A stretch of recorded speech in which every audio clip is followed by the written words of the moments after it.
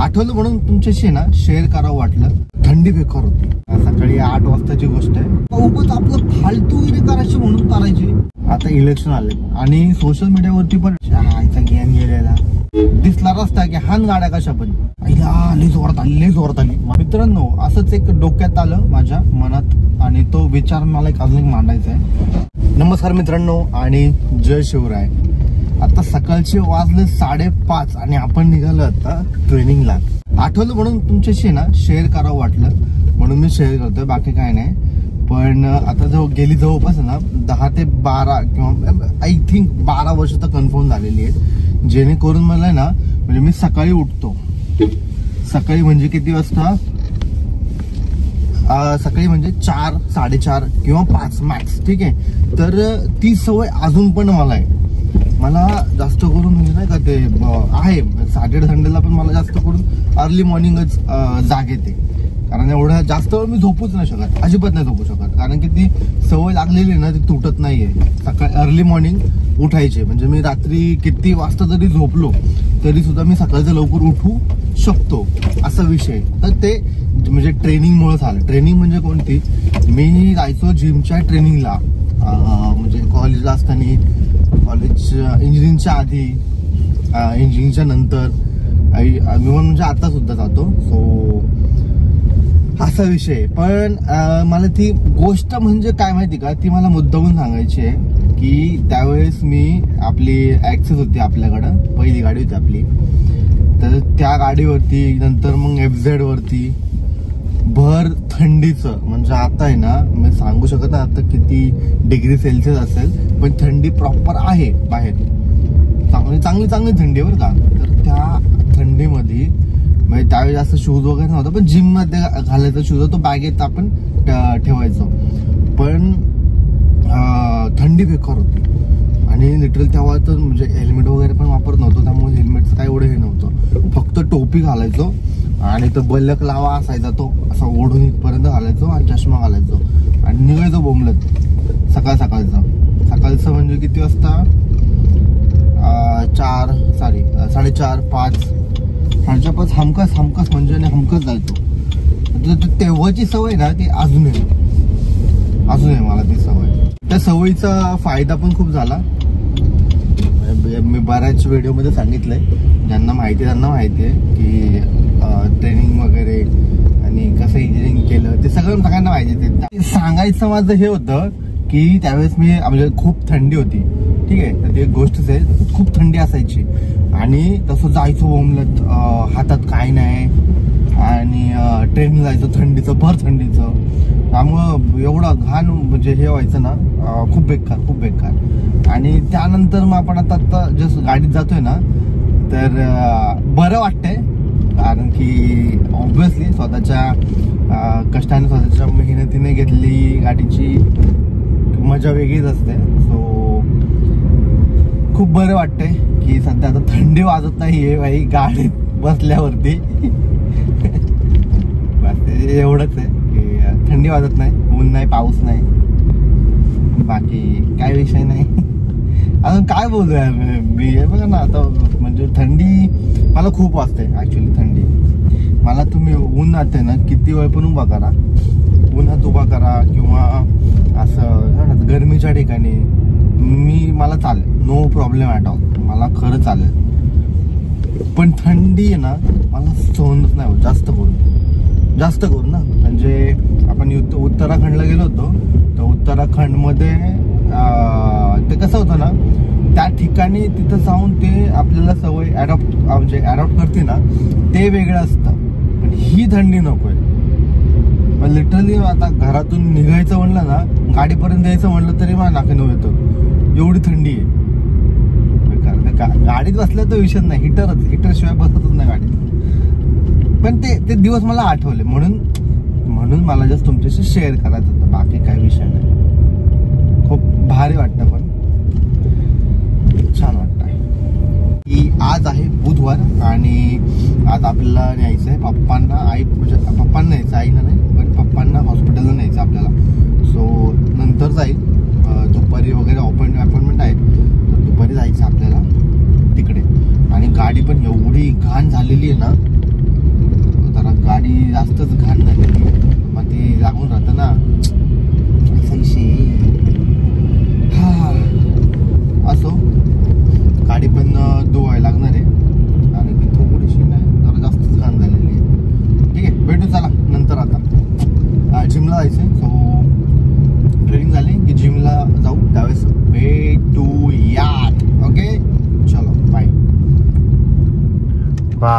आपल्याला फक्त आहे ना गाडी चमकवायची होती आणि आता ती गाडी चमकते मस्तपैकी. गाडी धुणं चालू आहे. जरा जास्तच गाडी खराब झाली होती, पण नाही जरा जास्त म्हणजे खूप जास्त, त्यामुळे गाडी आपल्याला धुणं गरजेचं होतं. गाडीची आंघोळ झालेली आहे मस्तपैकी. आता आपली आंघोळ करायची आहे, पण आफ्टर वर्कआउट. तर मित्रांनो, आपण आहे ना ॲक्च्युली आलो होतो गॅस भरायला, पण गॅसला एवढी लाईन आहे ना, म्हटलं 2 ठिकाणी बघितलं, पण दोन्ही ठिकाणी ना गॅसला लाईन आहे. तर जाऊ दे म्हटलं, आता आपल्या इथंच बघूयात. म्हणजे इथं हायवेला बघितलं, पण हायवेला खूप लाईन आहे, तर आपल्या इथं बघूयात आणि आपल्या इथंच गॅस भरवून टाकूयात. तर मस्तपैकी ना जिम वगैरे झाली सगळं आणि थोडंसं खाल्लं, जास्त नाही थोडंसं खाल्लं.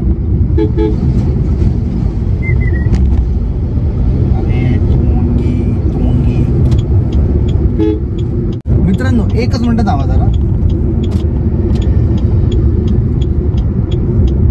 हा, लई गाड्या होत्या म्हणून म्हटलं जरा क्लिअर करून आपल्या एका लेनला लागू आपण. म्हणजे कसं तुमच्याशी गप्पा मारताय. आता गप्पा मारायचा तुमच्याशी काय विषय आहे ना, तर मला आलेला कंटाळा, म्हणजे गाणी ऐकायचा कंटाळा आला. कारण दरवेळेस आपण गाणी ऐकतो, पण मला आत्ता आला कंटाळा गाणी ऐकायचं. तर म्हटलं ठीक आहे यार, आज ना मन की बात करेंगे आपसे, म्हणून म्हटलं की यार थोडंसं गप्पा मारू तुमच्यासोबत.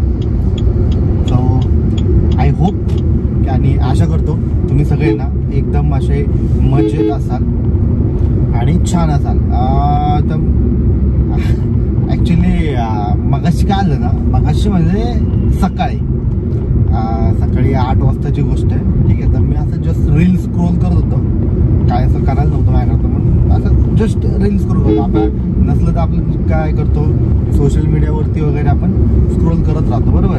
तर मी पण जास्त आपलं स्क्रोल करतो, पण मी माझं प्रमाण जे आहे ना इंस्टाग्रामवरती किंवा यूट्यूब शॉर्ट्स जे आहेत, तर तिथे माझं प्रमाण कमी आहे. कारण की मी नाही करत, जास्त स्क्रोल नाही करत मी, मला पण आवडत नाही.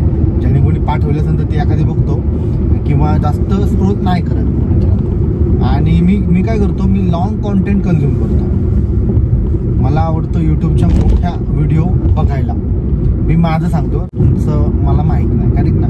तर असा विषय. आणि जस्ट त्या रील बघत होतो, तर तिथं एक मला कॉन्टेंट असा दिसला ना, म्हणजे आपली काय म्हणतात त्याला, आपली लोक काय करतायत आणि आपली लोक कुठे गेलायत.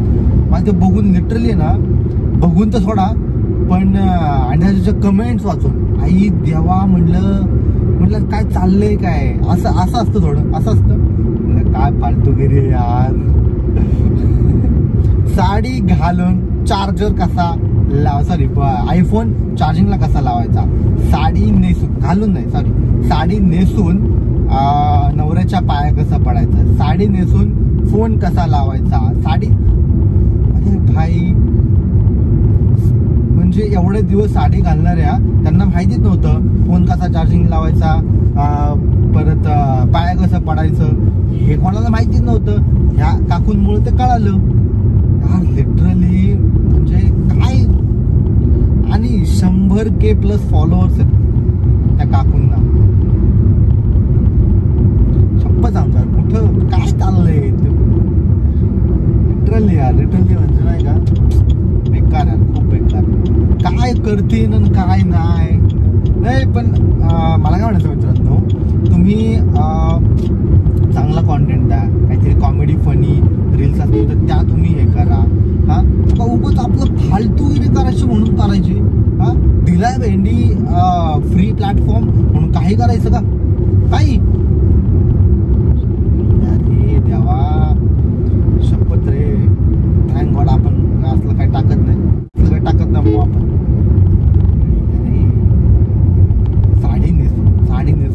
साडी नेसून आईच्या, म्हणजे कमेंट्स एवढ्या फनी आहेत ना, तुम्ही पण जाऊन बघू शकता. बघितलं असेल बऱ्याच लोकांनी, पण त्या कमेंट वाचा एकदा तुम्हाला पण हसते. आणि लिटरली ते ना स्ट्रेस बस्टर आहे. म्हणजे जायचं आणि तिथं हे करायचं, स्क्रोल करत जायचं आणि कमेंट वाचायचं फक्त, बस कमेंट स्क्रोल करा फक्त, तुम्हाला लय मजा आहे, हसायला येईल. आता इलेक्शन आले आणि सोशल मीडियावरती पण आहे ना एवढ्या जाहिराती येतात ना, त्याच इकडे याची तिकडे त्याची, त्याच कंटिन्यू त्याच जाहिराती दिसत आहेत. पण कोणीच मला असं दिसत नाही की फ्युचरचं कोणी काय बोलतं, म्हणजे भविष्यातलं फक्त 5 वर्षाचं बोलतात. विकास काय झाला मागच्या 5 वर्षामध्ये त्याचं पण देखील जास्त कोणी काय बोलत नाही आहे. तुम्ही लोकांना पैसे देऊन हे करू शकता, पण मला तर नाही वाटत आहे. पण असा विषय आहे. आईचा ज्ञान गेलेला, पक्का ज्ञान गेलेला आहे. शपथ सांगतोय तुम्हाला मित्रांनो, मी ना बरेच वेळा ऑब्झर्व केलं, पण ज्या 01, 02, 03, 04, 06, 46 ह्याच्या नंबरच्या गाड्या आहेत ना MH वाल्या, ठीक आहे, एवढ्या घाण गाड्या चालवत नाही, लिटरली लावतो. मला तर बिलकुल आवडत नाही. त्यांचा प्रॉब्लेम काय झालाय ह्या मुंबईवाल्या MH, म्हणजे MH01, MH02, MH03 ह्यांचा प्रॉब्लेम काय झालाय माहिती का? त्यांना रस्ते नाहीत तिकडं, नुसतं ट्रॅफिक मध्ये अडकलेले असतात. आणि इकडं आहेत आपल्या इकडं मोकळे आणि मोठे रस्ते. दिसला रस्ता की हान गाड्या कशा पण असले घाण ओव्हरटेक करतात ना बे, म्हणजे दुसऱ्या गाड्या बघतच नाही. अरे भाई तू पण स्पीड मध्ये हे पण स्पीड, अरे पण थोडा चुकून जर त्याचा स्पीड अजून वाढला, ज्याला तू ओव्हरटेक करतोय त्याचा, तर लिटरली ना म्हणजे हे होईल, गाड्या लेच असते बेकार. बेकार म्हणजे बेकार लिटरली लावतो. म्हणजे मी ना समजा कोणती गाडीने असं हे केलं की ओव्हरटेक केला, तर मी बघून नाही न बघता लावू शकतो की कोणत्या गाडीने ओव्हरटेक केलाय आणि कोणता चुकतोय माणूस, न नंबर प्लेट बघता सुद्धा. आणि हे बऱ्याच वेळा ना ते खरं झालेलं आहे. मी आमच्या आशिष देशमुखला सांगितलं होतं, तर आशिष मी बऱ्याच वेळा गाडी चालवताना ना एखादा असा घुसला, एखाद्याने नाही का रस्ता जाम केला, एखादा रस्ताच माहित नाही आणि ओव्हर स्पीडिंग करतोय मनुष्य, ते सगळे आणि सगळे ते MH01 to MH06 आणि 46 MH46 वाले असतात कन्फर्म 100-120%. लय बेकार गाड्या चालवतात, मला नाही आवडत त्यांच्या गाड्या चालवणं. MH12 आणि MH14 बेस्ट गाड्या चालवतात, बेस्ट, सगळ्यात छान आणि सुंदर गाड्या चालवतात. सुंदर नाही म्हणजे इन डिसिप्लिन चालवतात, तेवढं तर आहे. 2 व्हीलरचं आपल्याला माहित नाही कसं चालवतात, पण 4 व्हीलर तर ऍटलिस्ट चांगलं चालवतात. 2 व्हीलर ते विदाऊट हेल्मेट चालवतात, फक्त तेवढा अपवाद वगळता मला असं वाटतं की 2 व्हीलर पण छान चालवतात. मित्रांनो असंच एक डोक्यात आलं माझ्या मनात, आणि तो विचार मला एक अजून एक मांडायचा आहे की सकाळी मला हे करायचं होतं, पण आपली बॅटरी नव्हती गाडी, फोनमध्ये बॅटरी नव्हती, त्यामुळे मी तुम्हाला आत्ता सांगतो. मन की बात आहे, ऐकून घ्या. काय माहितीये का, आपण म्हणजे आपल्याला ना लय कंटाळा येतो कधी नाही का, असं वाटतं की यार मेहंदी जिमला जायचंच नाही, आणि म्हणजे कंटाळा येतो एकदम नाही का, नको वाटतं, उठायला पण नको वाटतं. पण तुम्हाला खरं सांगतो, जिमला जाणं खूप इम्पॉर्टंट आहे, राईट. आणि एक्सरसाइज करणं, जिमला एक्सरसाइज करणं, ओके, एक्सरसाइज करायला कधी ना कधी महिन्यातून 4 वेळा तर कंटाळा येतो आपल्याला. 4 काय 5 काय 6 वेळा, म्हणजे बऱ्याच वेळा कंटाळा येतोच, बरोबर. पण करणं इम्पॉर्टंट आहे, राईट. आणि हे सगळ्यांनाच होतं, ठीक आहे, मलाच म्हणून नाही, सगळ्यांनाच होतं, बरोबर ना. तर माझं एवढंच म्हणणं आहे की तुम्ही आहे ना एक काम करायचं, जिमला फक्त जायचं, ठीक आहे, जिमला जायचं. जिम वरती गेल्यानंतर म्हणजे सगळं आपलं पाणी बिणी सगळं घेऊन जायचं, फक्त जिमला जायचं, ठीक आहे. आणि तिथं बसायचं 10-15 मिनिटं बसायचं, ओके. आणि जर तरी सुद्धा वाटलं की यार नाही वर्कआउट करायची इच्छा, ठीक आहे, पण नो प्रॉब्लेम, वर्कआउट करू नका, टाइमपास करा तिथं, गप्पा मारा ट्रेनरशी, याची त्याच्याशी, आणि परत घरी जावा, ओके. पण एक तुम्हाला सॅटिस्फॅक्शन असेल की तुम्ही जिम मिस नाही केली, तुम्ही ऍटलिस्ट जिमला जाऊन आले, भले काय नाही केलं पण जिमला जाऊन आले. आणि असं करणं म्हणजे जिम मिस करणं असं नसतं, ठीक आहे, पण एक सवय लागते ना आपल्याला, बरोबर की नाही मित्रांनो. तर असं करून बघा नक्की. पण फॉरगेट आता आला CNG पण एक गाडीवरती, म्हणजे 2 गाड्या असताना मला टाकायचा होता, 2 काही एका गाडीवर आला आता CNG. लय जोरात आली मला आहे ना, खूप बेकार वॉशरूम लागलेली आहे. आणि इकडं आपल्या ह्या एरियामध्ये ना वॉशरूम असं नाहीच बाहेर कुठं. आता डायरेक्ट पेट्रोल पंपावरती जायला लागेल असं वाटायला लागलं मला. लई जोरात आली, लई जोरात ते. आणि एवढे स्पीड ब्रेकर आहेत ना इथं, अजून डायरेक्ट आहे ना अशी असं वाटतं की डायरेक्ट होईलच आता, एवढं बेकार.